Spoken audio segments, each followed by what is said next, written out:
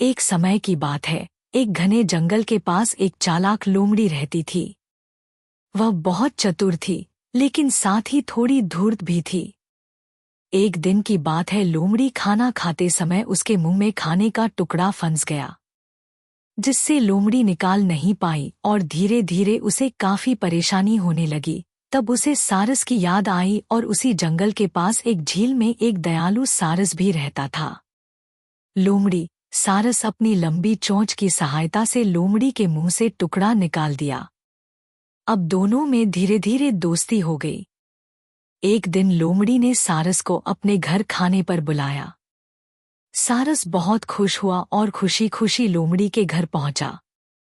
लोमड़ी ने उसके लिए स्वादिष्ट खीर बनाई, लेकिन उसे एक चौड़ी और सपाट थाली में परोसा।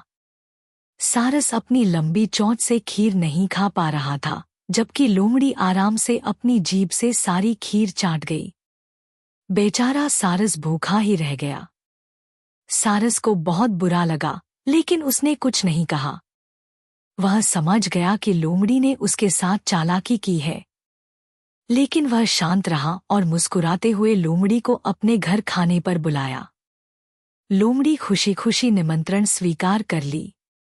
अगले दिन लोमड़ी जब सारस के घर पहुंची, तो सारस ने उसके लिए स्वादिष्ट भोजन बनाया, लेकिन इस बार उसने खाना एक लंबी और संकरी गर्दन वाली सुराही में परोसा। सारस आराम से अपनी लंबी चोंच से खाना खा रहा था, लेकिन लोमड़ी अपनी जीभ से सुराही के अंदर तक नहीं पहुंच पा रही थी। वह बस खाने को देखती रह गई और भूखी रह गई।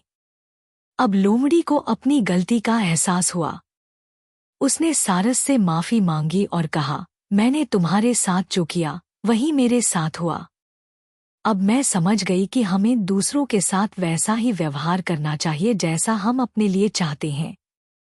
सारस ने मुस्कुराते हुए कहा, कोई बात नहीं दोस्त, लेकिन याद रखना, चालाकी हमेशा नहीं चलती। इसके बाद लोमड़ी ने कभी किसी के साथ चालाकी नहीं की और दोनों अच्छे दोस्त बन गए। शिक्षा: जैसा करोगे वैसा भरोगे। हमें दूसरों के साथ वही व्यवहार करना चाहिए जो हम अपने लिए चाहते हैं।